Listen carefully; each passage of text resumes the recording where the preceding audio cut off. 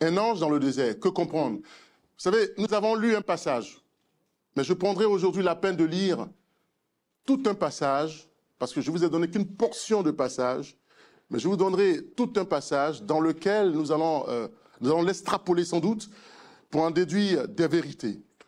J'ai toujours dit à celles et ceux qui m'écoutent et qui ont l'habitude de m'écouter et de m'entendre surtout, que quand nous cherchons à faire des rencontres, avoir des petites amies, des hommes, un mari par exemple, on a le sentiment que c'est pour le connaître, c'est pour se sentir bien. Mais en réalité, on oublie qu'on doit se connaître nous-mêmes. Et nous oublions de nous connaître nous-mêmes. Et donc nous subissons ce qui se passe. Et après, on commence à pleurer. J'ai une de mes filles qui dit, j'ai arrêté de pleurer. Je dis, parce que tu en as versé tellement de bassines et de bassines. Ah, alléluia.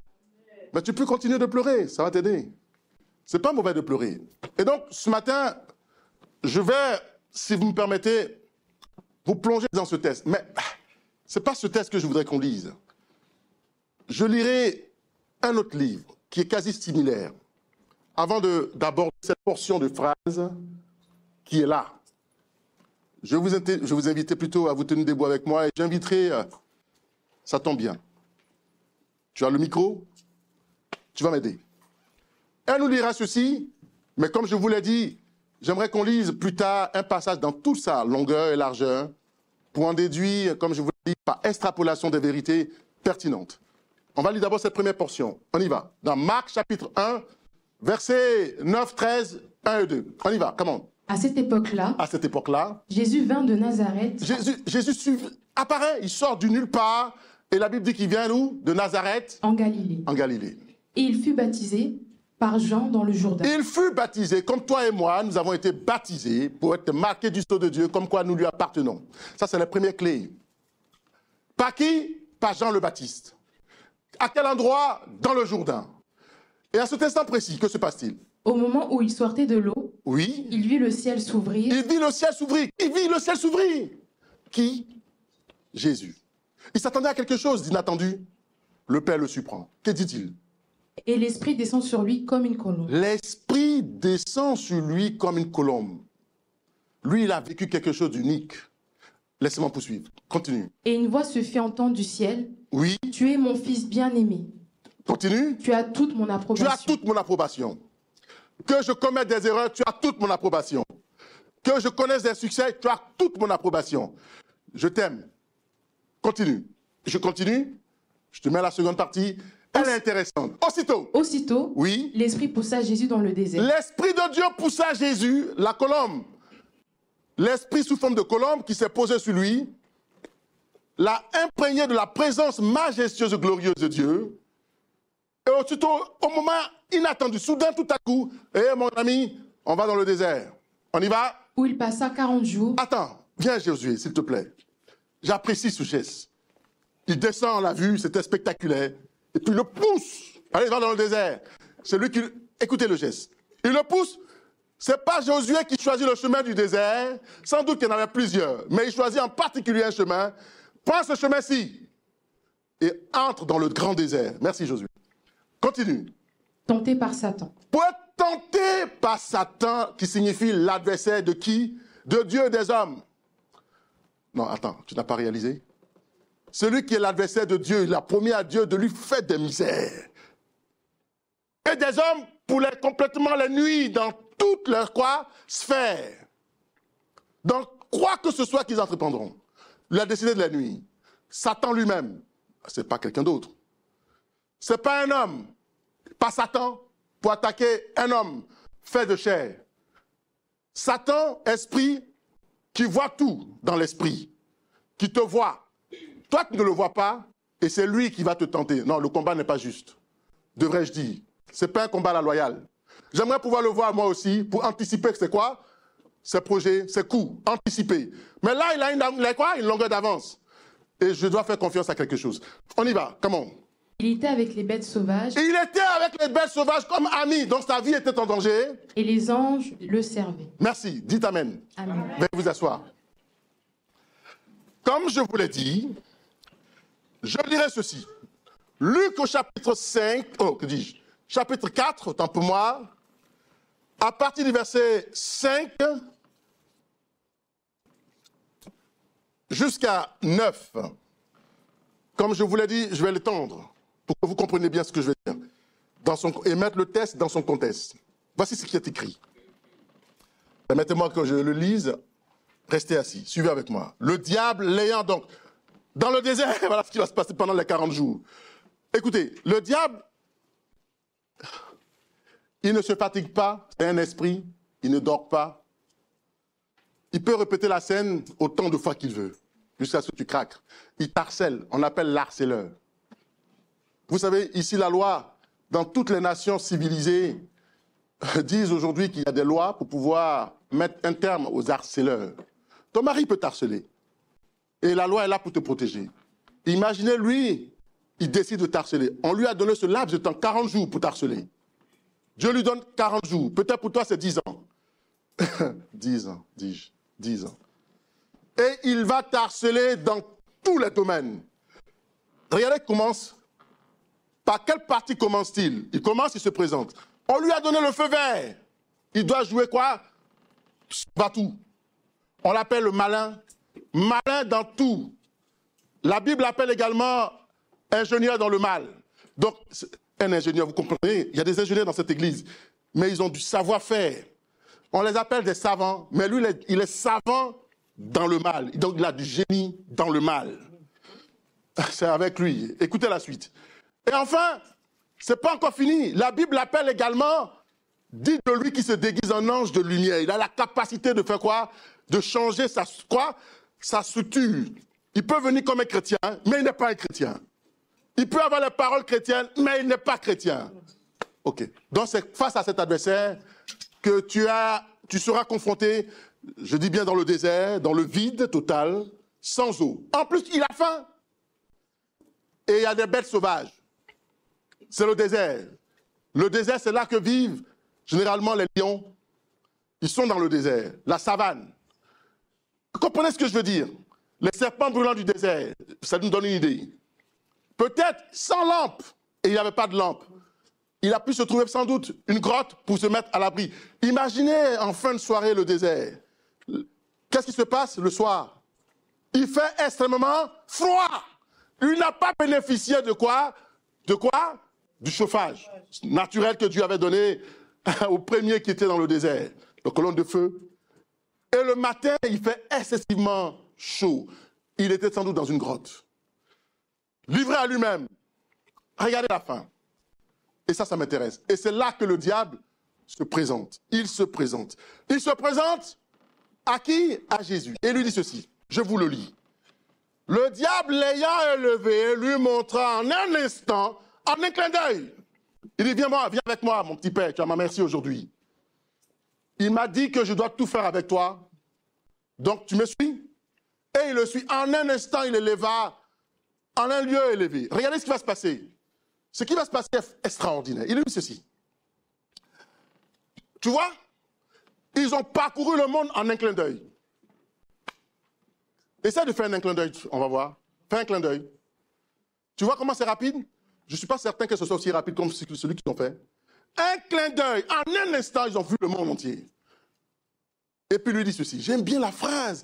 Elle est tellement subtile. Il lui dit ceci. Les royaumes de la terre.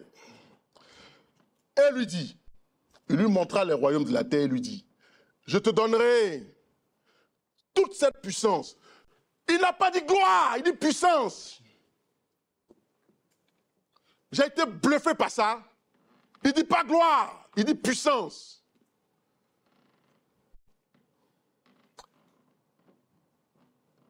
Et la gloire de ces royaumes. Ok. Ok. Car elle m'a été donnée par qui Adam Arishon a tout perdu. Et je la donne. Foutaise. Il dit, je la donne, écoutez la fin, à qui je veux. Il se prend pour Dieu. Il dit, je la donne à qui je veux. Si donc tu te... à une condition, tu sais, moi, c'est simple. Je suis prêt. Attends. C'est de lui dont la Bible dit qu'il est le menteur dès le commencement. Un menteur. qui vient te proposer ça et puis dit, si tu te prosternes, moi je te donne tout ça, à qui je veux. Mais la condition, prosterne-toi, juste que tu me donnes la gloire, que je suis Dieu. Oh God. Un menteur, que tu sais que c'est un menteur. Tu sais que les hommes sont des menteurs. Mais il dit, tu te prosternes un instant. Tout ce qu'il va dire, il a présenté les royaumes, leur puissance et leur gloire. Il dit, mets-toi à genoux, donne-moi la gloire comme Dieu. C'est bon pour toi. Et puis je te donne tout ça. En fait, je te donne tout ça. Mais s'il te donne tout ça, il n'a plus rien. Regardez le menteur.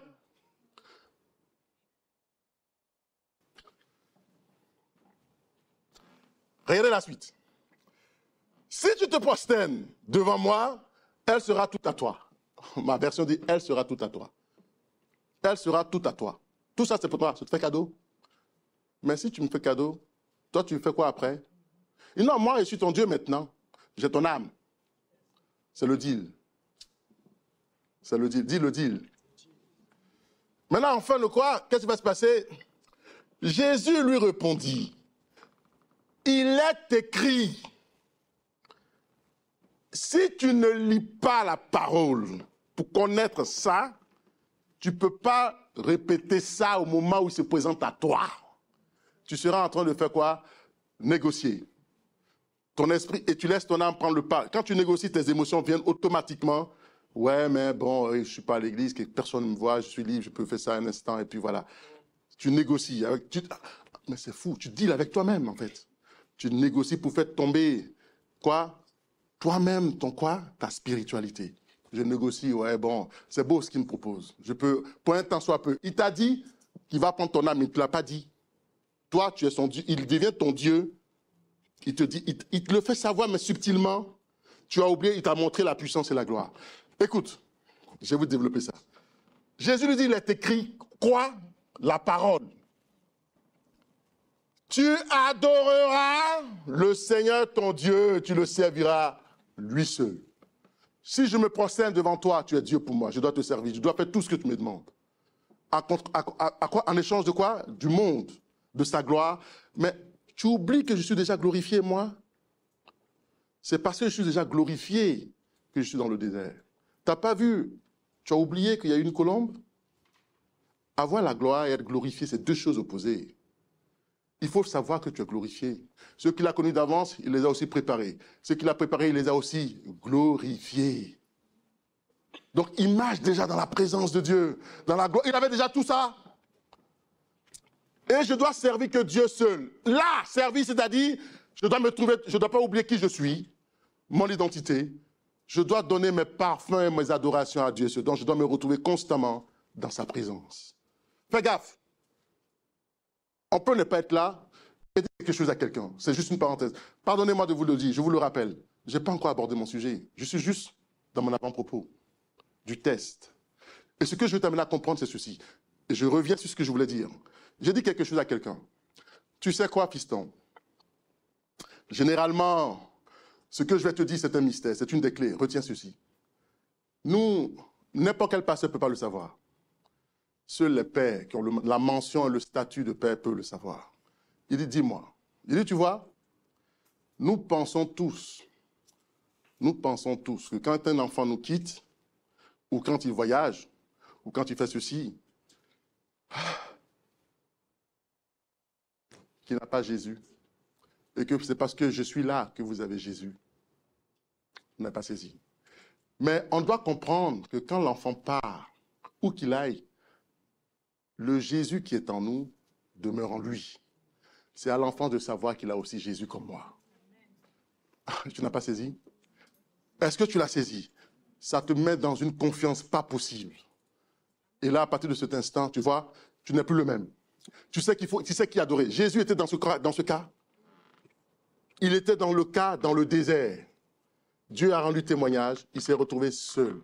Et le diable est venu devant lui avec toutes les richesses du monde, et il lui a dit, il n'a pas oublié qu'il avait Dieu en lui. Il dit, non, attention mon petit père, c'est vrai, mais c'est Dieu seul, à lui seul que je dois donner quoi? La gloire, me prosterner, et puis quoi? Le servir. Pas à toi. Il a pris une première claque, mais je vous dis, c'est pendant 40 jours, il n'abandonnera pas. Il dit, OK. Donc, il retourne. Il dit, très bien, j'ai compris. Bon, je te lâche pour cette fois-ci, tu m'as mis un KO. Et il va réfléchir, il va dire, cet homme, il connaît la parole. Procédons autrement. Deuxième point. Regardez. Il dit ceci.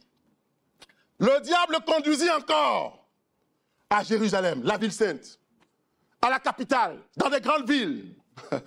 Il le conduisit, là il est précis. Jérusalem, la grande ville, là où a régné les grands rois. Et il l'amène là-bas, et puis il lui dit ceci, regarde. Il le plaça sur le haut du temple. Il sait qu'il aime l'église. Et puis il l'amène maintenant au-dessus. Regarde, de là tu as une vue panoramique de la grande ville. Comme tu es chrétien, tu vois, là je t'amène là, tu vois, c'est le temple, tu peux t'asseoir là. Et puis regarde la ville. Église, sanctuaire et le monde. Il lui dit ceci. Si tu es vraiment le Fils de Dieu, jette-toi ici en bas. Car il est écrit, il donnera des ordres à ses anges à ton sujet, afin qu'ils te prosternent, afin qu'ils te gardent, autant pour moi. Ils te porteront sur la main de peur que ton pied ne heurte contre une pierre. Je m'arrête là. Pourquoi il lui a dit ça? Pourquoi je vous ai fait lire dans l'église? Il dit, bon maintenant écoute, je te mets la tentation devant.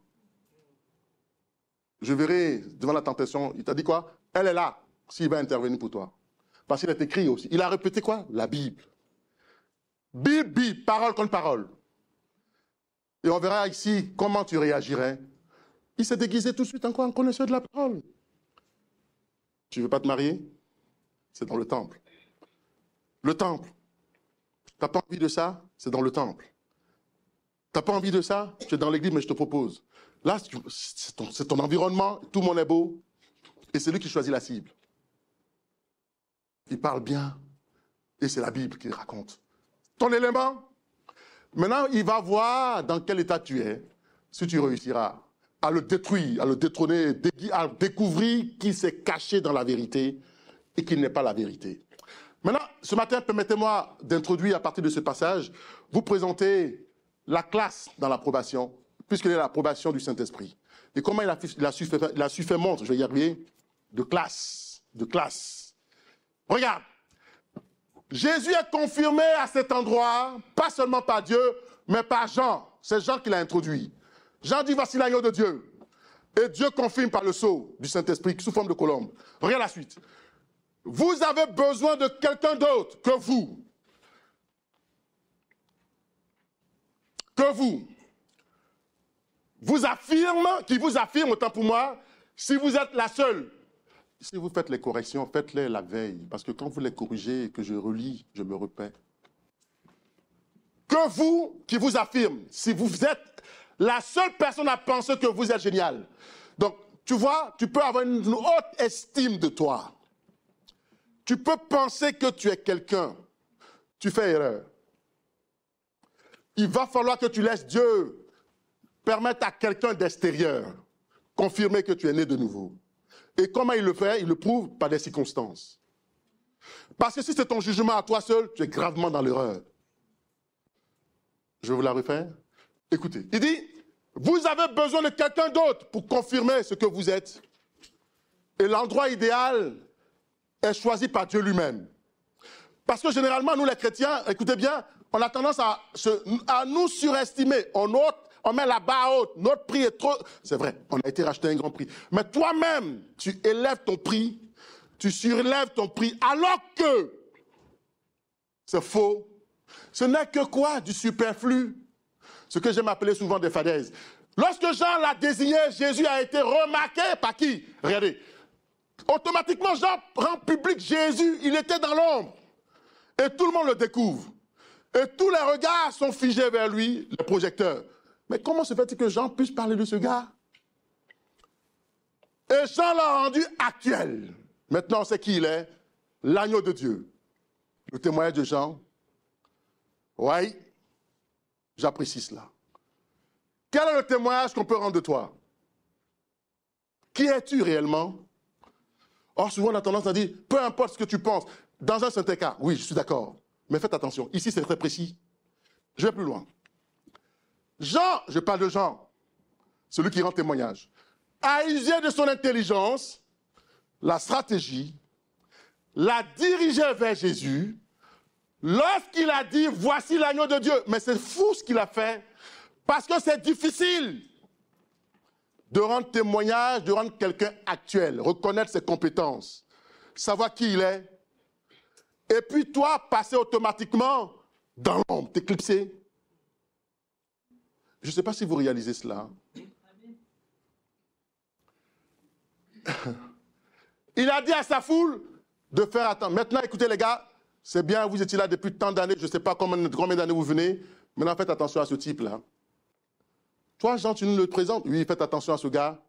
Je vous le dis publiquement, ce n'est pas n'importe qui. OK. Donc, tu nous demandes de t'abandonner, toi, et de le suivre. C'est ce que je suis en train de te dire. Jean l'a rendu public. Mais qui est ce gars pour que Jean parle de lui? Je suppose que ça a intrigué toute la foule. À la maison, ça fait l'objet de quoi? Des polémiques. Ceux qui avaient les femmes parlaient à leurs femmes, à leurs amis. Aujourd'hui, Jean nous a montré qui? Quelqu'un d'autre qu'on ne connaissait pas, un inconnu. Regarde mon postulat. Je vous ai dit, je vais vous faire sortir des vérités. Voilà mon postulat. Il faut être sacrément fort pour se servir de son influence pour mettre quelqu'un d'autre en valeur. Jean avait un moral. Ça s'appelle être un homme. Il faut être sacrément fort pour se servir de son influence pour mettre quelqu'un d'autre en valeur. Ça veut dire que tu disparais. Jean a eu un seul instant. Je vous ai dit la fois dernière, quand on est nouveau combien de fois? Dites-moi, on est nouveau combien de fois? Une fois, une seule fois. Ne te rate pas. Quand tu rencontres une femme et que tu désires l'épouser, tu restes nouveau qu'une seule fois. Pas deux fois. Et quand c'est la première fois, donne le paquet. Donne le paquet. Parce qu'après, l'habitude va occasionner ce qu'on appelle quoi? Le mépris. C'est pourquoi il faut faire attention. Donc, Jean ici, utilise son influence pour mettre Jésus en valeur. Et ce n'est pas tout le monde qui est capable de le faire. On le trouve dans le monde, on le trouve également dans l'Église, il doit être plus présent. Il est bon, ce petit. Il est bon, cet homme. Il est bon, cette femme. Du moins, elle est bonne, cette femme. Regarde, je continue. Mes amis, ça me lâche? OK. Il y a quelque chose qui se passe? OK. Car très peu de gens feraient cela. Je poursuis. C'est à cet endroit que Jésus... C'est à cet endroit que Jésus est découvert par la foule. Le lieu, les cieux s'ouvrent, le Saint-Esprit descend. À quel endroit? À l'endroit où Jean a rendu témoignage, thank you, a rendu témoignage de lui, à cet endroit précis. Donc, écoute-moi bien, ce n'est pas à n'importe quel endroit où ton témoignage va sortir. Ne forcez pas les choses. On a tendance à vouloir faire les choses par nous-mêmes. Moi en premier! Mais tu n'es pas moi. Tu n'es pas moi. Ce n'était pas une colombe, mais la métaphore la plus proche, écoutez bien, pour décrire la descente de qui? De Dieu lui-même. Dieu a dit, à cet endroit. On en a parlé dimanche dernier, c'était la suite. Je dis bien, la classe dans l'approbation. Comment Dieu t'approuve, je vais y arriver, je suis tendu là. Et quel est l'état d'esprit dans lequel tu te trouves quand il t'approuve? Écoute-moi, Dieu n'approuve pas tout le monde. Dieu aime tout le monde, mais il n'approuve pas tout le monde. Et quand il t'approuve, décide de t'approuver, ça demande que tu aies de la classe. Le Saint-Esprit, je vais vous parler de lui, un instant. Il est doux. Il n'est pas incontrôlable. Je retiens ceci. Il est doux. Il n'est pas incontrôlable. Je vais le répéter. Il est doux. Il n'est pas incontrôlable. L'esprit du prophète est soumis au prophète. L'esprit du chrétien est soumis au chrétien. Quand le Saint-Esprit vient à toi, il attend, il travaille en collaboration avec toi. Ce n'est pas quelqu'un qui t'impose des règles. Je vais plus loin. Vous allez comprendre. Vous allez vous marier un instant. Donc, si vous avez un esprit incontrôlable, ce n'est pas Dieu. Attends. Tu commences à comprendre ce que je veux dire? Si vous avez un esprit incontrôlable, ce n'est pas Dieu, il ne faut pas qu'on te mente. Il y a trop de chrétiens, il y a trop de Dieu.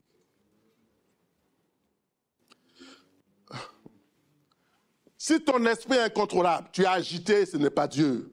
Il me dit de faire ceci, il dit de faire tout en même temps. Et souvent, on voit ça dans nos églises, regardez la suite. Elle va parler en langue, elle va déranger les chaises. C'est le Saint-Esprit. Calme-toi. Quand il nous prend, quand il nous saisit, il est en nous, et il y a des moments, il fait quoi? Il fait montre de puissance, il nous saisit, et puis on dose. On dose, et puis on fait ça avec classe. Regarde, l'Esprit de Dieu est un esprit doux, qui n'a pas besoin que 20 personnes vous tiennent. Oh, mais pour toi, c'est plus 20 personnes, c'est toute l'Église. Là, tout le monde sait que le Saint-Esprit t'a visité à cet instant précis, à cette heure, à cet endroit. Waouh! Et tout le monde... Et la sœur, à la fin, dit, ah, tu as vécu... Et puis, attends, pardonnez l'expression que je vais faire, mais il dit ceci. Ton visage change de format. Ton visage change pour montrer qu'il y a quelque chose d'original. Arrête! Est-ce que tu as besoin de ça? Et puis, tes mains... Non, attends, mais pourquoi tu fais ça? Tu n'es pas bien. Tu n'es pas bien. Le lieu où il descend est un lieu où il fait taire ceux qui vous détestent. Quand il descend. Je vais plus loin. C'est un lieu où même vos détracteurs doivent admettre que cette fille a l'onction. C'est dans l'action, c'est dans la façon de procéder. Cette fille a quelque chose. Ce garçon est particulier. Dans son caractère, dans sa façon d'agir. Il fait les choses avec méthode. On dit qu'il est méthodique. Il fait les choses... Écoutez, quand j'ai dit classe, c'est-à-dire que tu es méthodique, tu fais tout avec précision. Même dans ton parler, on sent qu'il y a de l'aisance. Tu es fascinant. Tu es fascinant. Écoute, j'étais à Nantes. J'ouvre une parenthèse, je la refais très rapidement. J'étais à Nantes, je vous donnerai le principe tout à l'heure. Et j'étais dans une église, un de mes enfants m'y avait invité, et puis nous étions avec mon épouse, avec une équipe. Il devait faire donc la présentation. La partie qui est difficile, que j'accepte difficilement, moi. Et alors, il va me présenter. Il dit, écoutez, il est enfin arrivé, c'est mon père. C'est mon père. Il va raconter des anecdotes. Et puis, parmi celles-là, il sort ceci. Il dit, c'est l'homme qui m'a fasciné, qui m'a amené à aimer la parole. Je vais vous laisser l'apprécier. Il dit, ok, c'est la phrase que j'ai entendue. Il m'a fasciné, il m'a aimé à aimer la parole. J'ai regardé. Bon, mon épouse, elle s'en fout un peu. Vous savez, ça fait partie de... C'était comme une sorte de récital. Elle était habituée à entendre.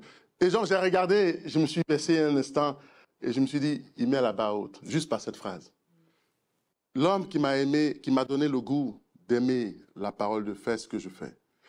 Alors je me suis dit, tu vas aussi les amener donc à aimer la parole, rien d'autre, et à aimer le métier que tu fais.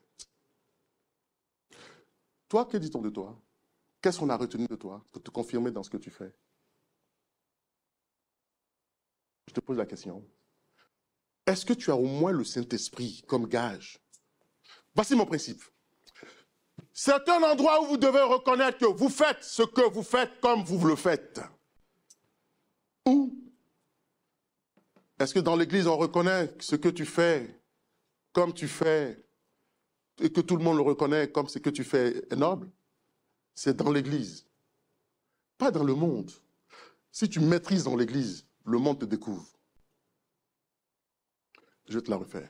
Si tu maîtrises dans l'Église, pourquoi il faut maîtriser dans l'Église? Parce que l'Église est extrêmement difficile. Le monde, on sait, mais l'Église, le regard de l'Église est extrêmement pénible. L'Église te demande, d'abord l'Église est le lieu d'endurance, l'Église te demande de te surpasser, l'Église exige la qualité. Je viens de dire quelque chose? L'Église exige la qualité. L'Église exige que tu sois excellent, comme ton Créateur l'est. Ils attendent des choses exceptionnelles. Regarde, c'est à cet endroit où vous devez reconnaître, toi d'abord, que vous faites ce que vous faites comme vous le faites. Avec passion, avec abnégation, avec courage, mais avec quoi? Excellence. Et tu dois toi-même le savoir comme étant réel pour toi. Pas dans l'apoprétisme, non. Pas pour faire, non. Pas pour suivre la meute, non, pas pour impressionner. Mais tu dois toi-même le savoir. Là, je vous parle des choses de la vie. Et même dans la vie, dans tes rapports, dans ce que tu entreprends, tu dois le savoir. Écoute-moi bien. Je continue toujours le passage. Il y a quelque chose que Dieu vous a donné. Ça, c'est à vous que je parle. Que vous faites comme vous le faites et que personne d'autre le fait. C'est ça qui doit t'animer. Qu'est-ce qu'il t'a donné? Pourquoi ne le fais-tu pas? Pourquoi veux-tu t'asseoir? Je vais clarifier quelque chose. Je fais de la pédagogie ce matin. Écoutez-moi, sur un point. Le problème le plus difficile de ce monde pour les chrétiens, c'est l'indiscipline. Le chrétien pense qu'il sait tout de Dieu. Il pense ses pensées pour des vérités bibliques et ses actions comme conduites par Dieu. Il est grandement dans l'erreur, comme a dit Jésus. Je t'explique pourquoi. Regarde. Il y a quelque chose que Dieu fait. D'abord, le cahier de charge, ça ne vient pas de toi. C'est Dieu qui te la donne. Du moins, qui te donne le cahier de charge.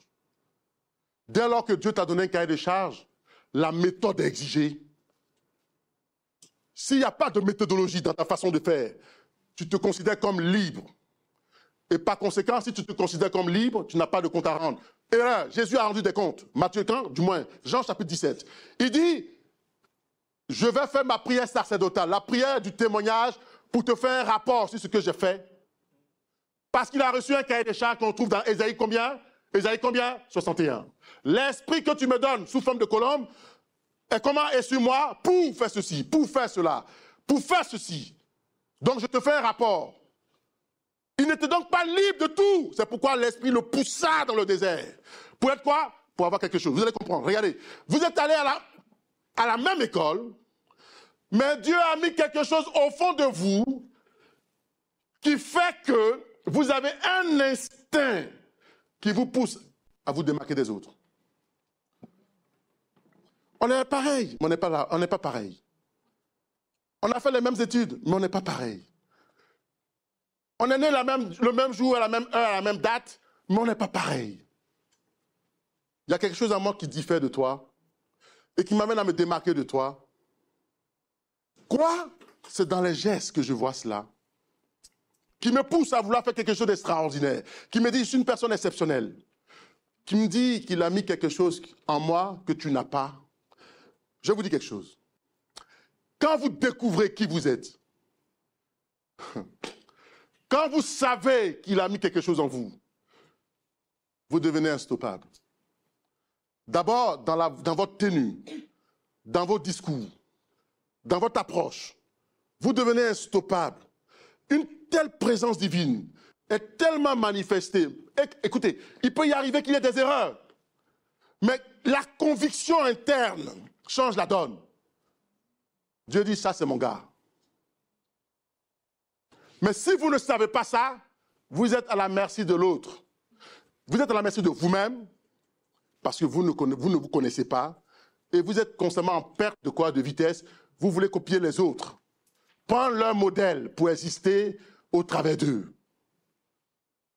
C'est pourquoi quand ils viennent à l'église, ils aiment avoir des groupes. Être dans des groupes pour s'identifier. Non, et c'est mon ami, c'est ma soeur, c'est mon ami, on partage tout ensemble. Mais vous n'êtes pas pareil. Vous n'êtes pas appelé à vivre la même chose. Regardez la suite. Le Saint-Esprit est descendu sur vous comme une colombe. Oui, vous l'avez reçu, différemment. Mais regardez bien. Et comme si cela ne suffisait pas, son Père l'a confirmé par la parole. Dieu confirme également qui vous êtes dans l'Église. Ce que vous êtes appelé à faire, c'est un regard particulier. J'ai tendance à dire aux chrétiens qui m'entendent et qui m'écoutent, si je te donne une parole de Dieu aujourd'hui, demain, plus tard, je viens te donner une autre parole de Dieu, chrétien.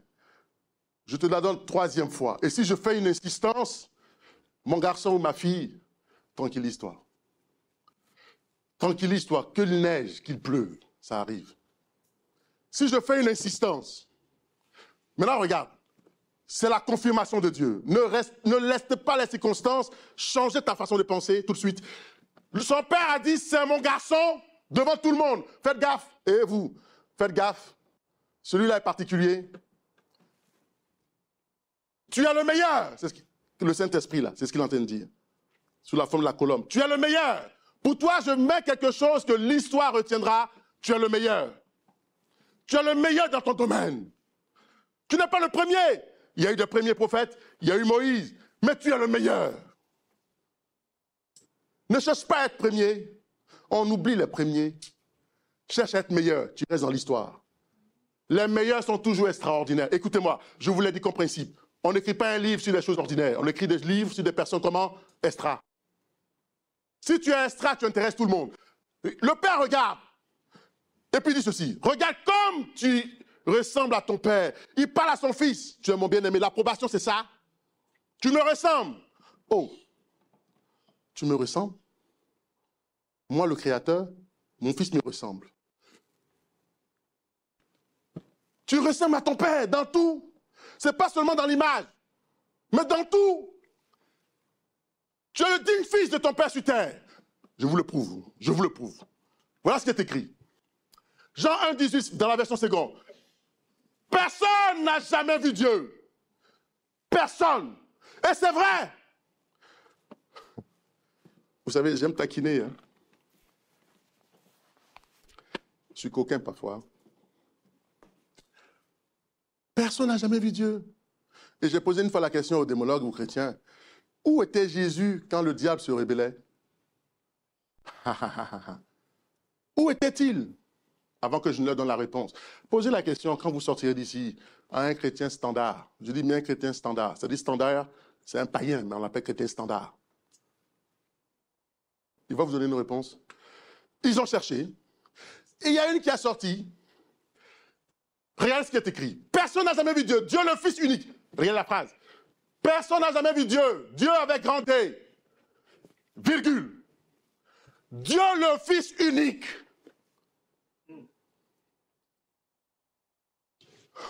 Qui est dans l'intimité. Donc il dort avec lui. Oh, il dort avec lui. Il a accès à sa chambre. Il a accès à sa chambre, à ses coffres forts, à ses pensées, à ses mémoires. Il partage tout avec lui. L'intime, c'est ça. Il le connaît. Qu'est-ce qu'il dit?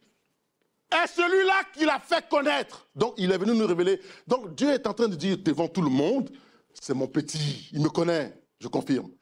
Quand il dit ça, il dit personne ne m'a vu. J'ai conclu par ceci. J'ai eu du mal à comprendre et à l'accepter. Et j'ai conclu ceci. Jésus est vraiment le Fils de Dieu. C'est vraiment le gars qui est descendu du ciel. Personne d'autre. Personne d'autre. Jésus est vraiment la personne qui est vraiment descendue du ciel. Personne d'autre.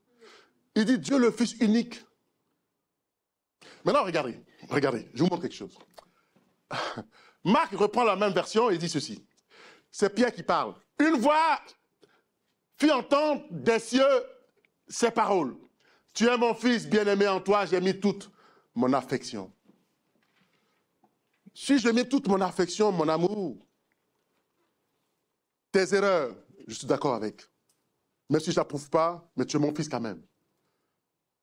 Tes succès, là tu m'honores. Tout ce que tu feras, je prendrai du plaisir à être avec toi. Ne t'inquiète pas, mon garçon, je suis avec toi. Tu as mon amour, tu as mon go.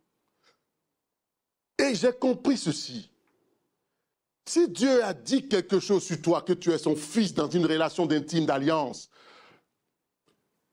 tu n'es donc pas n'importe qui. Et le même Dieu le fait aujourd'hui. Pourquoi ne le ferait-il pas pour toi? C'est pas que Jésus, il est venu nous le révéler. Et Dieu le fait encore aujourd'hui. Pourquoi ne le ferait-il pas pour toi? Pourquoi perds-tu du temps? Écoutez, regarde. Il n'est pas question de savoir si vous êtes satisfait de lui. Pourtant, le même Saint-Esprit qui l'a oint l'a conduit dans le désert. Ce n'est plus question de dire je l'aime parce qu'aujourd'hui tout est beau. Je l'aime parce qu'il est sorti de la foule et que le Saint-Esprit est descendu et qu'il fait quoi? Genre, l'a rendu actuel. C'est pas ça. Quand Dieu dit quelque chose à ton propos, il y a quelque chose derrière qu'il a déjà vu que tu dois confirmer devant tout le monde. pour ne pas qu'il ait honte. Pour ne pas qu'il ait quoi, j'ai dit? Dieu te fait passer dans des vallées. On va voir tout à l'heure. Dieu t'amène dans des vallées. Ce qu'on appelle vallée, vous ne l'avez pas connu? C'est le désert. Dieu, je suis en train de développer les anges dans le désert, dans les vallées. Quand il te donne son approbation, c'est qu'il y a quelque chose à attendre. Il faut qu'il le confirme, pas des faits. Ce n'est pas parole en l'air. Dieu te met dans des vallées les plus extrêmes. Vous voyez, quand on veut faire du pain, il faut faire quoi? Pétrir la farine. Et quand on pétrit la farine, après on met le pain dans du four à une température. Attention, on choisit le type de pain qu'on veut. Si on le veut croustillant ou blanc. C'est toi qui choisis. Moi, j'aime choisir mon pain comment? Blanc. Alors, le gars me dit non, c'est pas toujours meilleur. Prends les croustillants. Mais j'aime pas les croustillants. Alors, regardez bien. Donc, quand tu mets la température, tu peux entendre la farine qui monte, qui lève, et la douleur. Et tu supportes. Et quand tu sors, on apprécie. Je vais t'amener à comprendre quelque chose. Suivez-moi bien. C'est le même Dieu. Ce n'est pas question de dire je suis satisfait parce qu'il a une belle taille. Jésus avait une belle taille. Il était beau. Il était beau. C'était un bel homme. Écoutez-moi bien. Il avait une belle taille. Il était impressionnant à savoir. Il avait de la classe. Il était parfait, ce gars. Écoutez-moi bien. Mais ce n'était pas parce qu'il était parfait que Dieu a dit ça. Dieu a dit, écoute-moi bien, mon petit. Maintenant, va dans le désert. Je vais voir ce que j'ai dit. Regarde la fin. La raison pour laquelle nous devons replacer le texte dans son contexte, et là j'y arrive, c'est lorsque vous vous retrouvez dans le désert, vous pensez avoir fait quelque chose de mal. C'est pourquoi j'ai lu, du moins Luc chapitre 4, pour que tu comprennes qu'il a été approuvé, confirmé par Jean, publiquement. Il a rendu actuel parce qu'il était quoi? Dans l'obscurité. Et les gens l'ont vu. Et Dieu a attesté par un signe. Maintenant, la suite, le test, Dieu lui dit, va dans le désert. C'est là qu'on va voir. Est-ce qu'en ce moment précis, Jésus se dit, mais pourquoi tu me fais du mal? Parce que, écoutez, j'ouvre une parenthèse, on ne reconnaît l'amour maternel que quand quoi? La maman est gentille. Elle nous donne ce qu'on lui demande. Mais dès lors qu'elle hausse le ton, on dit, maman est méchante. Oh, je vois ça tout le temps. Mon garçon, tu lui offres ça, tu lui donnes sa PlayStation. Maman est gentille. Dès qu'on le lui prive, tu es méchante. Je ne te parle plus. Je vais quitter la maison. 12 ans. Va, allez, va-t'en alors. On ne veut plus de toi.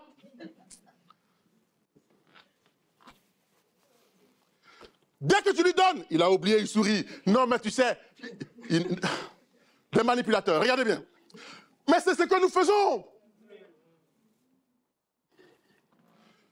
Maintenant, je vais traiter Jésus dans le désert. Alléluia. Toi, dans ton désert. J'y arrive. Ce désert n'est pas votre faute. Ce n'est pas parce que les temps sont difficiles dans la vallée que Dieu te met dans le désert. Que Dieu t'éloigne un peu des siens, de celles de ce que tu aimes. Ce n'est pas parce que tu es difficile. Ce n'est pas ça. Ce n'est pas une punition. Regarde. Ce n'est pas une punition, c'est votre préparation. Mais à quoi? C'est votre préparation. C'est là que Dieu prouve l'authenticité de ce qu'il a dit au Jourdain.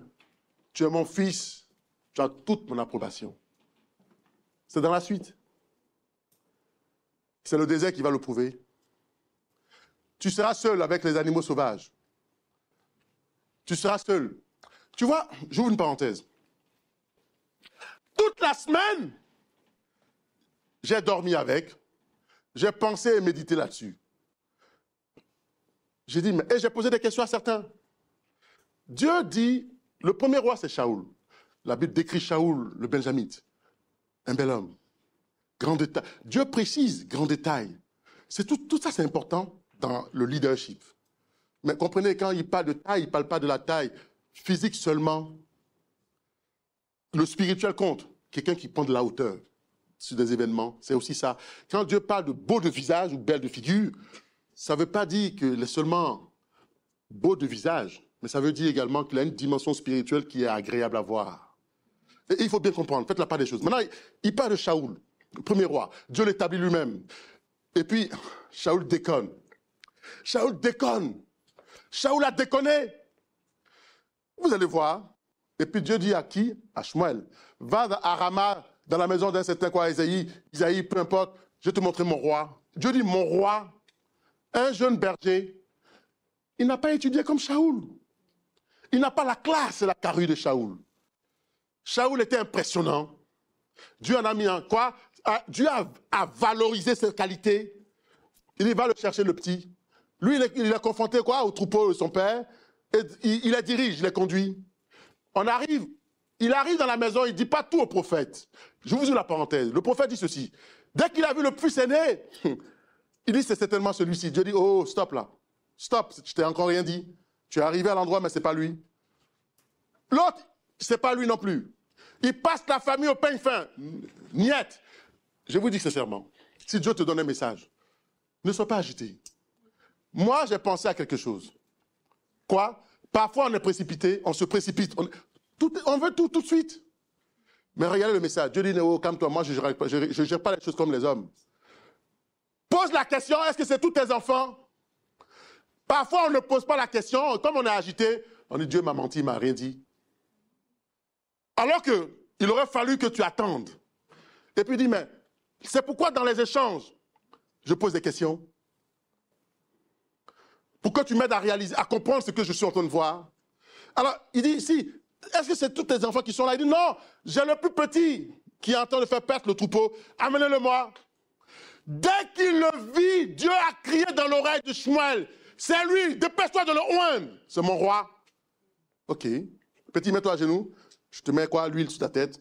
Tu es roi maintenant. Spirituellement, tu es assis sur le trône. Pour diriger quoi? Israël. Mais le petit n'était qu'un jeune garçon. Et puis, regardez la scène. La guerre fait rage. Goliath sort. Et Goliath menace tout Israël. Et à cet instant précis, qui est présent? Shaoul, le roi. Et Shaoul voit que là, c'est sa fin. Mais Goliath est là. Goliath a présenté Shaoul. Shaoul, qui est-il? Le roi. Dieu a oint qui? David, roi, spirituellement, c'est fait. Il faut qu'il réalise ça physiquement. OK. Dis OK avec moi. Okay. Il faut que la paix soit quoi? Le bilan soit 0. Et il attend. David, pendant ce temps, dans la vallée, il est confronté à quoi? Au lion. Il terrasse le lion qui attaque quoi? Ses brebis. Il terrasse quoi? L'ours. Est-ce que vous avez vu l'ours? C'est impressionnant, l'ours. Surtout quand il se met sur ses deux pieds pour charger ses griffes. Il t'arrache la tête. David dit, lui, il a tué l'ours. Bon, écoutez. David dit, il a tué l'ours. C'est la Bible, ces histoires. Mais David dit qu'il l'a tué. Tu vois la réalité, mais il dit qu'il l'a tué. Tu crois ou tu ne crois pas, c'est ton problème. Mais moi, j'ai choisi mon camp. Je vais avoir la preuve nette. La preuve, je vais vous la donner, qui m'a confirmé qu'il a vraiment tué l'ours. Parce que moi, j'aime fouiller les images, vous cherchez, pour voir comment c'est. Il dit qu'il a tué le lion. Lion, il est dangereux, lion. Il dit qu'il a tué lion. Mais David n'avait pas que... Il allait en guerre. Quand il partit en guerre, il avait 17 ans. À quel âge tu as tué le gars, le lion? Jésus lui-même, avec les bêtes sauvages, s'est caché dans une grotte. C'est moi qui le dis. C'est pas écrit. C'est moi qui vous le dis. Alléluia. Mais écoutez la fin. Il arrive, son père lui dit, va donner de la nourriture à tes frères. Pourquoi son père a eu l'idée d'aller lui donner de la nourriture en ce moment précis? Et ils arrivent et Goliath menace l'armée d'Israël. Il arrive, il voit Goliath. Impressionnant, un guerrier. Il a combattu toute sa vie. C'est là que j'ai cru que le gars a tué les lions et il a battu l'ours. Il arrive et puis il dit, mais attends, c'est qui ce gars qui menace l'armée de Dieu, du Dieu vivant? C'est un incirconcis, c'est un païen, donc il n'a pas de protection. Quand tu décides d'être païen, tu n'as plus de protection, tu es livré à toi-même. Retiens ceci. Il arrive, il donne la nourriture à ses frères, les civilités sont faites, et puis il dit, qu'est-ce qui se passe? Qu'est-ce qui se passe si on tue ce gars? Il demande quoi? Le prix. Le roi dit, il donne sa fille. Il dit, ok, puis quoi encore? Écoutez bien, écoutez-moi très bien. Dieu l'a quoi? Consacré comment? Finissez, dites-le. Dites-le fort. Il était roi? Non. Il était qu'un berger. Mais ce Dieu, il est comment? Roi. Et il arrive à l'endroit où se trouve qui? Le roi de qui? D'Israël, Shaoul. Mais en face du roi, il y a qui? Goliath. Le roi dit, je te donne ma fille. C'est pas ça qui l'intéresse. Il dit, très bien, j'irai l'affronter. Il dit quoi? J'irai l'affronter. Le roi dit, petit, ici c'est pour les grands, arrête. Il dit, roi, moi j'ai tué lion dans la vallée. Dans la vallée, quand je traversais le moment difficile, je l'ai allumé, le lion. J'ai tué l'ours. Ah bon, tout ça tout seul? Il dit, oui. Donc ce gars, je peux l'affronter. Le roi dit, bon, ok. Ses frères viennent, ils disent, mais tu te prends pour qui, toi? Voilà ton orgueil. Retenez bien ce que je viens de dire. Ton orgueil, ton paraître. Il ne s'est pas occupé de ses frères, il a continué. Le roi dit, tu donnes quoi? Bon, quelle tenue tu veux? La tenue du roi. Le roi dit, bon, je donne, écoutez, je te donne moi ma tenue royale. Qu'est-ce qu'il est en train de faire? Non, mais vous n'êtes pas connectés. Bon, j'avance alors, quand vous n'êtes pas connectés. Qu'est-ce qu'il est en train de faire? Il est en train de l'introniser. Je te donne ma tenue, moi, de roi. Il aurait pu dire, mon général, donne-lui ta tenue. Il dit, non, moi, je lui donne moi-même. Ok. Mais il fait un pas, il dit, c'est trop lourd, roi. J'irai avec moi ce que j'ai. Et puis, il terrasse Goliath. Et puis, il présente sa tête. Et puis, il commence à marcher maintenant avec le roi. Et on dit de lui qu'il a tué 10 000. Le roi en a tué 1000. Il a commencé à conquérir le cœur du peuple. C'est Goliath qui a donné la royauté à David. Amen. Le message, la leçon, c'est ceci. Quand Dieu te met dans la vallée, il dit, vous êtes plantés. Je suis en train de te donner un chèque en blanc ce matin. Le chèque en blanc, c'est-à-dire quoi? Les justes sont plantés près d'un courant d'eau. Et ils donnent leurs fruits en chaque saison. Il te met dans la vallée, il attend ta saison. Le processus se fait. Il va t'amener là où les personnes sont habilitées. Il t'amènera toujours là où tu dois arriver pour rencontrer là où tu dois être. Et vous savez quoi? Quand il a tué David, Goliath, la vallée, Dieu le préparait dans la vallée. C'est le temps de préparation, le désert. Pour le confirmer dans ce qui va être demain. C'était ça le but final. Pourquoi il dit, maintenant, va dans le désert pour voir l'authenticité de ce qu'il a dit. Dieu dit, je ne vais pas appeler quelque chose que vous ne pouvez pas quoi manifester. Comment Dieu t'a appelé?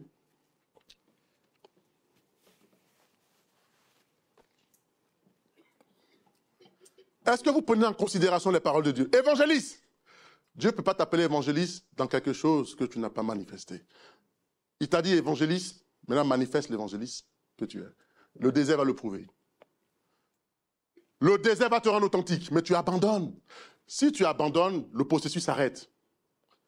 Et ce qu'il a dit ne se réalisera pas. C'est ça la clé.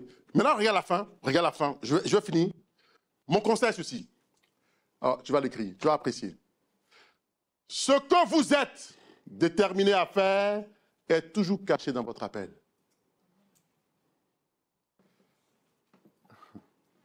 Ce que tu es amené à faire sur cette terre des hommes est toujours caché dans l'appel que Dieu t'a donné. Ne méprise pas l'appel. Ne retarde pas l'appel. Réponds à l'appel. Si tu veux savoir qui tu es, c'est dans l'appel. Ce pourquoi tu es sur cette terre est toujours caché dans l'appel. C'est pourquoi je vous ai toujours dit que l'appel est plus grand. L'appel est plus grand que ce que tu rêves. L'appel est plus grand qu'un pays. L'appel est plus grand, ça dépasse. Il n'y a pas de limite pour l'appel. L'appel n'a pas de frontières. Écoutez, vous réécouterez le cul, vous comprendrez. Dieu dit, je vais donc vous conduire dans le désert, mais ne vous y engagez pas en vous sentant puni. Parce que parfois, on considère les épreuves, les situations comme étant une sorte de quoi, de malédiction. C'est mon péché qui a fait que j'ai mis 5 ans ou 10 ans à être béni. Mais je viens de te dire, je te donnais un chèque en blanc tout à l'heure. En te disant quoi? Ils sont plantés où? Près des cours d'eau et ils donnent leurs fruits en comment? En chaque comment? Donc c'est pas tout le temps. Donc il y a un temps de processus de préparation. C'est pas parce que tu es puni. C'est pas tes actions. Il attend le bon moment. Tu es en préparation. Arrête de voir comme un homme, s'il te plaît. Et prends les autres comme quoi? Tu les rends responsables de ce qu'ils ne sont pas. C'est l'église là qui bloque mes bénédictions, je ne suis plus là-bas. Je n'ai pas envie de les écouter d'ailleurs. On a quoi à voir dans cette affaire? Je vais analyser un temps un peu le désert. Regarde. Le désert a été conçu pour te placer dans une catégorie d'exceptionnalisme. Voici le sens du désert. Ce n'est pas parce que tu es maudite ou maudit que les situations sont difficiles. C'est parce que tu es exceptionnel. Dieu veut que tu sois confirmé. Je vais vous expliquer un détail. C'est l'endroit où Dieu vous utilisera pour enseigner à Satan que vous n'êtes pas comme le premier Adam. J'aime cette partie. Dans le désert que Dieu utilise, il va t'utiliser toi pour donner une leçon de vie à Satan. Mais attends, ce gars, il est dangereux. Satan était déchaîné pour lui, il a eu un gars. Il va l'allumer. Il va te plumer. Il va jouer sur ton passé. Ce qu'il a fait de toi dans ton passé.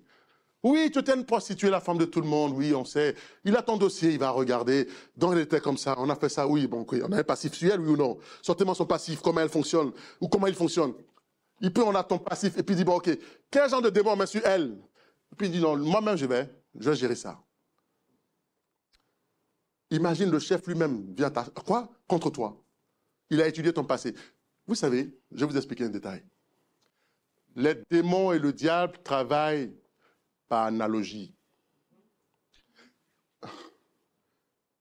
Si les parents ont fait ça, c'est ce que la Bible appelle les liens de transmission.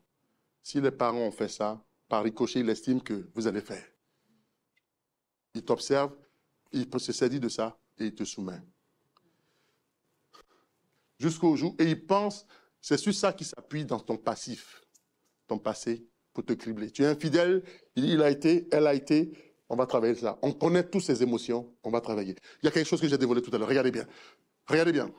C'est à l'endroit, tu aimes les hommes, tu es sensible au sexe, ok, voilà, regarde. On a travaillé ça, elle nous appartenait un temps, donc on va gérer. C'est très facile. On va démonter ça, Dieu. On va dire à son Dieu qu'on va la démonter. Il va comprendre. Et il nous a donné quoi comme défi? Oh, Dieu lui dit, regardez comment il mise sur toi. Il dit, va dans le désert pour dire à Satan que tu es exceptionnel. Je t'ai mis dans le quoi? Dans la vallée pendant un temps. Maintenant, je te mettrai au sommet. Je t'ai promis le sommet, reste dans la vallée pendant un temps. Et il a travaillé avec toi. Mais maintenant, je te mets au sommet. Pourquoi il ne se précipite pas pour te mettre au sommet? Parce qu'il a peur qu'en te mettant au sommet très tôt, tu connais quoi? Tu rétrogrades avec la honte. Ah, il est tombé. Mais quand il prend le temps de te fermenter dans la vallée, quand tu affrontes Goliath, tu le terrasses, même au sommet, quand ça arrive, il y a au moins quoi? Des pédales. Tu sais dire, attention, stop, j'ai des limites à tout. Tu y restes. Les dons et les appels peuvent vous hisser au sommet de la montagne. Ce qui vous y maintient, c'est votre intégrité. N'oublie pas qui tu es. Regarde, c'est l'endroit où Dieu vous... Je l'ai déjà dit, pour enseigner à Satan que vous n'êtes pas comme Adam Arishon. Je vous ai lu, il a présenté 3 choses à Jésus. Je vous les détaille ici pour vous. Que les 3 petites choses qu'il a utilisées dans le jardin ne fonctionneront pas avec toi, avec vous. Lesquelles? Je vous explique. Premier point. 1 Jean, d'abord, laisse-moi lire. Car tout ce qui est dans le monde, voici les 3 choses. César, la convoitise de la chair, sexe, fornication, homme, plaisir charnel, vie. Deuxième, la convoitise des yeux. Vouloir paraître, vouloir être ceci. Je dois être comme ça. Je dois être ceci. On doit savoir qui je suis. Convoitise des yeux. Troisième, et l'orgueil de la vie pour dire je suis quelqu'un. Tu n'es pas quelqu'un dans ça. Tu n'es pas quelqu'un. Je vous dis le sens de quelqu'un. C'est un concept. On dit de toi que tu es quelqu'un, c'est l'approbation de Dieu. C'est Dieu lui-même qui fait qu'on dit que tu es quelqu'un.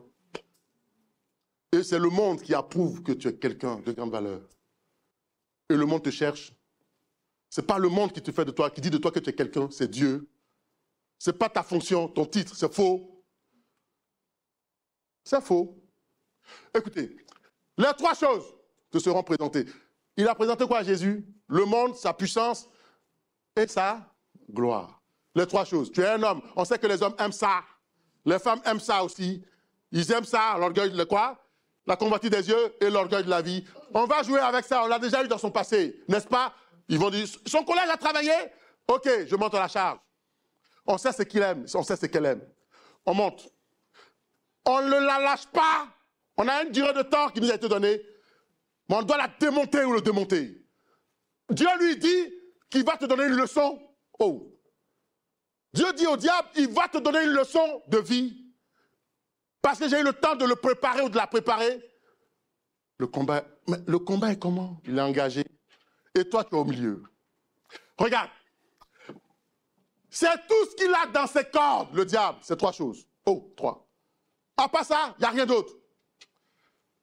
C'est la même chose. Il ne change pas. Mais cela se résume toujours à la convoitise de la chair, à la convoitise des yeux et à l'orgueil de la vie. Je n'arrive pas à comprendre. On le sait. Dès qu'une situation se produit, le désert arrive, on oublie.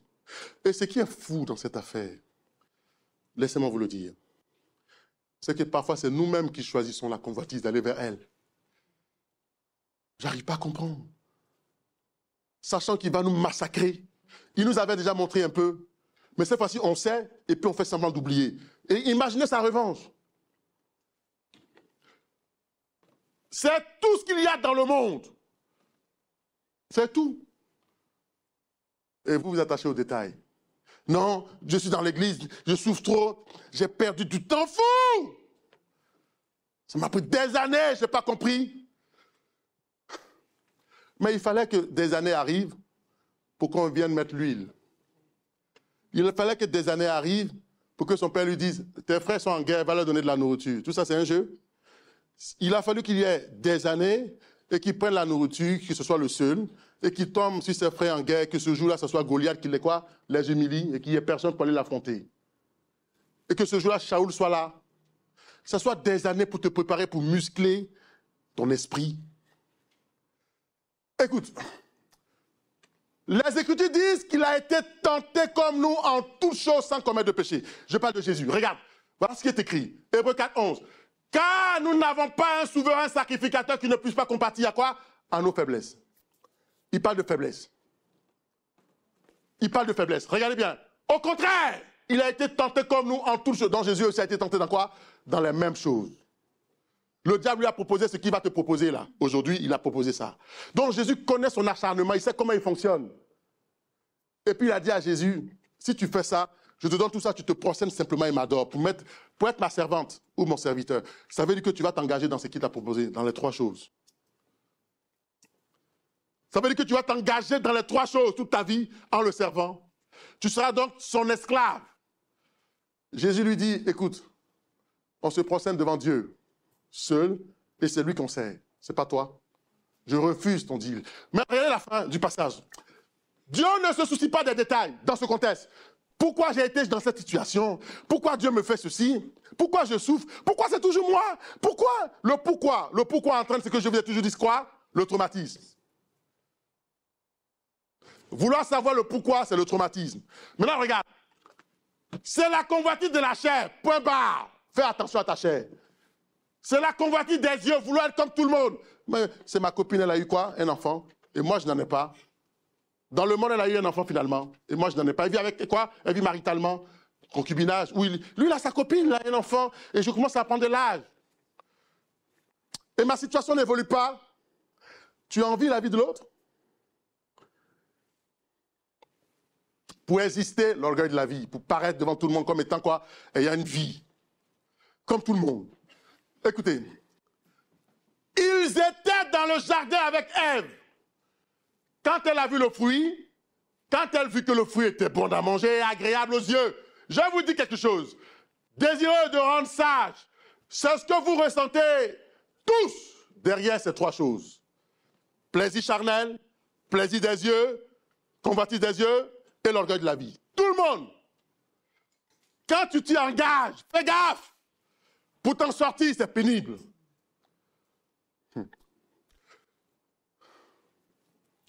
Tu fais pas, ce qui m'étonne parfois, tu fais comme si tu n'as pas été païenne. C'est ça qui m'étonne chez toi. Tu as oublié que tu étais païenne hier? Tu as oublié comment ça se passait? Ou bien c'est maintenant que tu découvres le monde? Ah ouais, tu es resté longtemps chrétienne, donc tu vois les choses, on dit, le même diable est le même diable hier.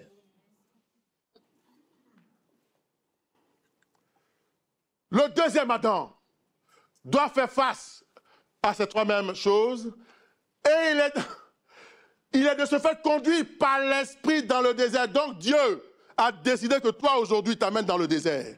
Ton désert va commencer. Et les trois choses dans lesquelles tu as baigné jadis réapparaîtront. On verra comment tu vas te comporter. Si tu vas te prosterner pour lui donner la gloire, le servir, ou tu vas dire niet, écoute, c'est à Dieu seul que je dois servir. Regarde, vous traverserez peut-être un désert, mais cela ne veut pas dire que vous n'êtes pas son fils bien-aimé. Ne dis pas, mais c'est trop dur, je ne peux plus m'en sortir. Il est toujours avec toi. Et qu'il a toujours mis son amour en toi. Je dis ça pour toi, pour que tu ne te culpabilises pas de « Ah, Dieu m'a abandonné. Ah, c'est fini là. Là, c'est mort, c'est fini. Ah, c'est fini. Ah, là, j'en peux plus, c'est fini. Je suis devenu une grosse païenne, maintenant, c'est fini, on ne peut plus. J'ai honte d'aller. Ah non, oubliez-moi, c'est fini là. Moi, écoute, je suis devenu la servante du diable. » Voici mon postulat. Tu fuis la présence des frères. Tu coupes ton numéro, tu changes. Tu as du mal à écouter même les enseignements. Voici mon postulat. La faveur de Dieu n'accepte pas la famine. Tu peux avoir faim. Si tu as la faveur de Dieu, ça n'empêche pas qu'il y ait de la famine chez toi. Je veux que tu notes et que tu comprennes ça, parce qu'on oublie ça facilement. On pense que comme on est chrétien, que Dieu nous aime, que tout va être rose. Or, c'est lui qui choisit cette instance pour te rendre quoi? Musclé, pour te fermenter. Il faut comprendre que ce n'est pas une punition. Il faut comprendre qui tu es. C'est pourquoi j'ai parlé de qui tu es. Regarde, vous n'arrêtez pas de dire « je pensais que j'avais la faveur de Dieu ». Si j'ai la faveur de Dieu, je n'aurais pas perdu mon travail. Pourquoi j'ai duré dans cet état d'esprit? Pourquoi tout se complique pour moi? Pourquoi je n'ai pas eu de travail très tôt? Pourquoi? Et tu te lamentes. Et quand le traumatisme prend le pas, tu deviens amer contre tous celles et ceux qui ont été quoi? Un bienfaiteur pour toi. Or, ces choses n'ont rien à voir l'une avec l'autre. Ce n'est pas une punition, j'insiste. C'est juste qu'il te prépare. Il a donné une prophétie sur ta vie que tu vas être ceci. Tu l'as oublié très tôt. Homme. Tu vas être comment? Ceci. Ah, tu penses que comme il a dit ceci, tu viens qu'on te donne comme ça et puis tu montes comme ça, sans témoignage, sans que tu aies fait tes preuves, sans confirmation. Qui est passé en classe supérieure sans examen? Dites-moi. Qui a remporté aux yeux la médaille par erreur? On s'est trompé, on a donné à un tel. Qui? Vous avez vu ça? Et tu dis quoi? Tu réagis comment? C'est le moment qu'il a choisi pour te bénir. Arrête-toi là. Dieu a conduit Jésus dans le désert parce qu'il a une histoire avec le désert. C'est dans ce désert qu'il a fait monter Élie. Il a aussi appris à Josué à diriger. C'est cela aussi qu'il a établi Israël en tant que nation, quoi? Israël est une nation de désert. Israël vit dans le désert. Et Dieu a dit, faites fleurir quoi le désert? Et ils ont réussi. Dans le désert, tu as l'intelligence qui sort. Parce que tu es obligé de te livrer à toi-même.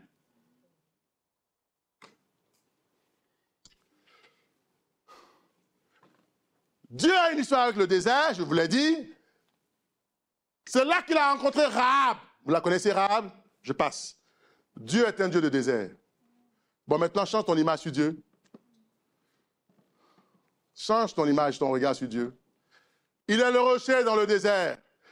Vous le cherchiez dans l'église. Mais Dieu se tient dans le désert.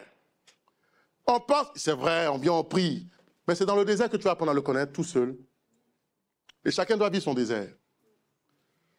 Tu viens à l'église, c'est bien. L'église est le lieu d'endurance où tu exerces le désert. Tu vis le désert, personnellement. Et on verra si tu vas garder la foi. C'est fou quand ils te disent de sortir maintenant de l'église. Où tu es livré à toi-même. Qui n'a jamais connu de désert? Pour toi, c'est une maladie. Pour d'autres, c'est la trahison. Pour d'autres, c'est encore quoi? Tout sort de ton prix. Pour d'autres, pour d'autres, pour d'autres, pour d'autres, pour d'autres, pour d'autres et pour d'autres. Et le désert est là. C'est dans le désert qu'on rencontre Dieu. Il n'y a pas un chrétien digne de ce nom qui n'ait pas connu le désert. Il n'y a pas une église digne de ce nom qui n'ait pas manifesté un passage dans le désert, à vide. Regardez, laissez-moi, et là je vais peut-être achever mon truc. Je dis bien mon truc. Mon truc encore commence à bugger, il m'a pris 30 secondes. Restituez-le-moi. Il continue de bugger. Aidez-moi s'il vous plaît. Ok. Dieu est pour nous un refuge et un appui, un secours toujours présent dans la détresse. Il ne faut pas l'oublier. Dieu sera toujours là. Un jour, je faisais une prière à Dieu. C'est une situation que je connais. J'étais énormément stressé. J'aime le stress. C'est la pression que Dieu exerce sur moi. Et sans pression, il n'y a pas le meilleur de moi qui sort. Et Dieu, j'ai appris à le comprendre à mes dépens. Personne n'était là pour m'apprendre. C'est dans le stress, la pression que j'ai découvert qui est Dieu. Comment il fait sortir le meilleur de moi. Donc quand je sens que je suis sous pression, le stress est là. Tout seul, ma tête, ça fuse, je tremble sur mon lit. Je sens que quelque chose doit sortir. Et là, je commence à parler à Dieu, mais je parle peu à Dieu. Je passe mon temps à réfléchir, à analyser. Écoutez, je vais analyser, passer au pain fin ma journée. Et parfois, des mois ou des années, chaque action que j'ai faite, que j'ai oubliée, ou je suis passé rapidement, je les passe en revue point par point. Et puis j'arrive à trouver une solution. Quand je trouve la solution, pour être sûr que j'ai trouvé et que j'ai deux idées, je lance l'idée dans la marée, comme ça, je jette ça comme ça dans la mare. Et j'appelle mes enfants. Voilà ce que j'ai envie de faire, comme Dieu fait. Parce que quand Dieu a des idées, il parle aux hommes. Voilà ce que j'ai envie de faire. Et puis ils réfléchissent pour voir comment il va mettre son plan en pratique. Et puis ils apprécient, et puis ils commencent. Et quand je l'ai dit, il dit, ah bravo le vieux, tu as vu juste, c'est ça qu'il fallait faire. Ça c'est mon plan B, que je ne dévoile pas tout de suite. Mais ça m'a pris du temps pour le comprendre. Écoutez, c'est dans la pression qu'on devient quelqu'un. La meilleure femme donne son meilleur dans la pression. Le gâteau devient bon sous la pression. Tout devient meilleur dans la pression. Donc si tu n'as pas de pression, tu es nul. Tu resteras nul. On n'a pas besoin des nuls. Je vais vous dire quelque chose. Les incapables, Dieu n'en a pas besoin. Chrétien qui vient s'asseoir, qui attend, Dieu n'en a pas besoin. Dieu dit qu'il a mis des choses en toi qui sont cachées dans ton appel. Pour les faire sortir, il faut qu'il te presse. Qui a déjà bu un jus d'orange? Tu as fait quoi à l'orange? Tu as entendu ses cris quand tu le pressais? Mais tu as bu son jus. Toi, tu n'as fait que boire. C'est la même chose pour toi. On te presse. Et on te mettra dans des conditions difficiles pour que tu donnes ton meilleur. Regarde. Et c'est dans ça que Dieu dit que je suis là. N'oublie pas, il est là. Je poursuis. Il va falloir que j'achève le soir. Si vous n'êtes pas dans l'embarras, vous n'aurez pas besoin de Dieu. Mais si tout est beau, si tout est beau, le chrétien qui attend que tout tombe du ciel, c'est fini. Ce n'est pas Dieu que tu sers. Ce n'est pas Dieu. Vous n'aurez pas besoin de Dieu, car Dieu est un secours dans la détresse. Est-ce que vous comprenez la phrase? Dieu est un secours dans quoi? Donc si tu n'es pas dans la détresse, Dieu n'est pas là. Voilà ce que je t'apprends aujourd'hui. Ce n'est pas moi qui le dis, c'est la Bible. Donc si tout va bien pour toi, H24. Bon, commence à te poser la question, interroge-toi et dis à Dieu, moi, tu ne considères pas comme chrétien? Pourquoi tout va bien pour moi? Donne-moi quelque chose que je sente que, voilà, c'est compliqué, pour t'invoquer, pour que je sente ton secours. Regardez, je vais vous raconter une histoire, elle est fabuleuse. Attends, reviens en arrière, reviens en arrière, reviens en arrière. À ceux qui sont dans la détresse, vous n'y êtes pas tout seul. Parce que Dieu est un secours qui ne manque comment? Jamais dans la détresse. J'aime la détresse, j'aime les temps difficiles, j'aime les situations compliquées. Je suis habitué à ça. Mais quand je dis on me prend pour un délire, on voit ça comme un délire. Non! J'aime ça parce que c'est là que je me surpasse. C'est compliqué. Il y a les grosses sueurs qui sortent de mon corps. Je suis tendu, extrêmement tendu. Je parle beaucoup. Je me pose des questions. Je me pose des questions. Je charge tout le monde.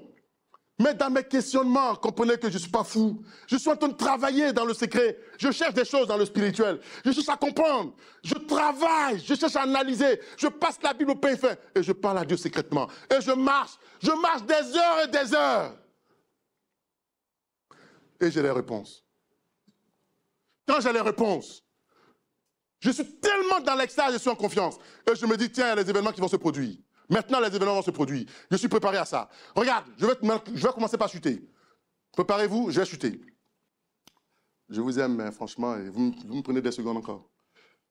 Dieu l'a conduit dans le désert pour qu'il soit tenté, pour qu'il soit testé, pour qu'il soit mis à l'épreuve. C'est voilà le désert. On va tester que tu es un vrai chrétien, une vraie chrétienne. Ce n'est pas quelqu'un qui dit « Ah, moi, je ne vois rien là. » Non, Tu as vécu avec la foi de l'apôtre pendant des années, parce que tu as vu l'apôtre. Tu as vécu avec la foi de l'église pendant des heures, parce que tu as donné l'église réveillée. Dieu fait des miracles. Maintenant, on va voir si dans l'extérieur, dans le désert, tu as aussi un Jésus en toi. Et que le Jésus qui est en nous est le même que le tien. Et que tu tiendras. On verra. Si tu retournes dans les trois choses, et wallahi billahi. Attends, ne retourne pas vite. Ce n'est pas que Dieu ne savait pas, mais pour que tous ces spectateurs sachent qu'il était légitime. Tous ceux qui ont vu la colombe sur lui, sachent qu'il était légitime. Mais attends, mon ami, toi aussi, on était ici dans cette même église, prophétie est sortie. Tu es ceci, tu es cela. Et puis quand je donne ça bien parce que je vois les bonnes choses. Je te donne les bonnes choses. Et tu souris. Ah, moi aussi, l'apôtre a livré une prophétie sur moi. D'accord. Je fais partie de quoi? De l'élite future. Tiens bien, c'est bien. Ah oui, enfin. Tu commences à t'exercer et tu commences à être quoi, rempli de joie. Ah ouais, tu as une quoi là? Une dimension pas possible. Ouais, c'est ça, ouais. Tout le monde a entendu. Tout le monde ici a entendu. Tout le monde a vu. Et tu as commencé, tout le monde t'a vu. Maintenant, on va voir si tu es légitime dans ça. On va voir la légitimité de cet appel. Ah, conduisez-le dans le désert. Va vivre, reviens-nous chrétiens. Reviens-nous chrétiens, pas comment défigurer, ou pas du tout. Là, on verra que tu as menti tout le temps. Et la prophétie est pourtant vraie. Oh, Dieu l'a fait publiquement. Voici mon principe. Écoutez bien ce principe. Écoutez-le, il me fascine, je l'aime. Les gens savent si vous êtes légitime à la façon dont vous gérez quoi? Finissez?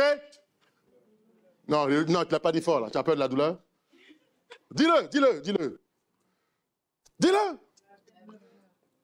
Tu vois comment vous êtes?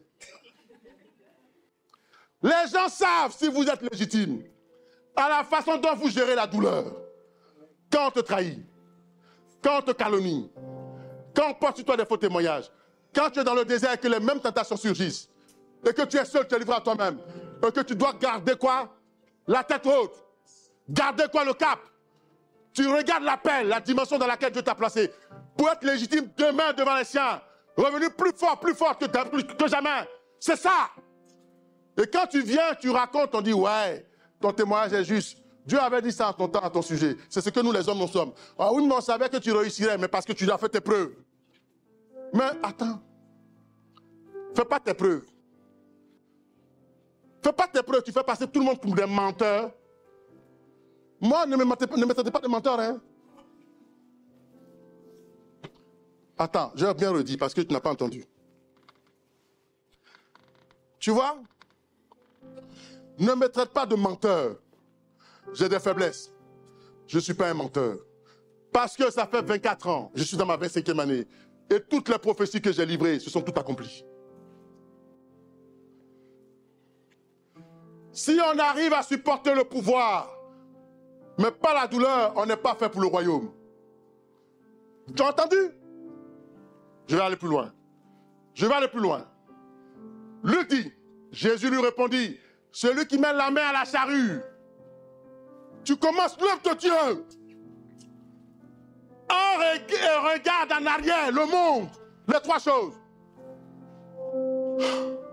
N'est pas fait pour le royaume de Dieu. C'est Jésus qui le dit. Tu es toujours quoi? Vacillant, vacillante. Tu aimes le monde, tu n'es pas morte. Tu ne peux pas y entrer. Tu ne rentreras pas dans ton appel. Il s'arrêtera. Tu n'as fait qu'amuser la galerie pendant un temps. Chauffer quoi les chaises. Tu nous as épaté un temps seulement. Tu nous as épaté. C'était une dinguerie. C'est fou ce que tu as fait. Et pourtant, Dieu avait de belles choses pour toi. Regarde. Jésus dit ceci, et c'est mon postulat. Retenez. Il faut rester à la hauteur de la tâche. Dieu t'a appelé, reste à la hauteur. Tu oublies ça, chrétien? De la tâche, il faut rester à la hauteur. C'est pénible, oui, mais ça fait partie de ton pédigré. Qu'est-ce que tu as à raconter au diable demain? Tu m'as tenté dans le désert, on y était ensemble. J'ai vu ce que tu m'as proposé. J'ai vu ce que tu m'as proposé comme deal. Je ne t'ai pas servi à la fin. Tu as perdu. Tu as perdu. Tu es encore ridicule. Regarde, il faut rester à la hauteur de quoi? De la tâche. Tu ne sais pas ce que Dieu fait pendant que tu pleures. Tu ne sais pas ce que Dieu fait pendant que tu traverses la vallée. Tu ne sais pas ce que Dieu fait pendant que tu souffres. Tu ne sais pas ce qu'il est en train de travailler pour toi dans les coulisses. Mais je te dis qu'il est en train de préparer quelque chose d'inédit pour toi.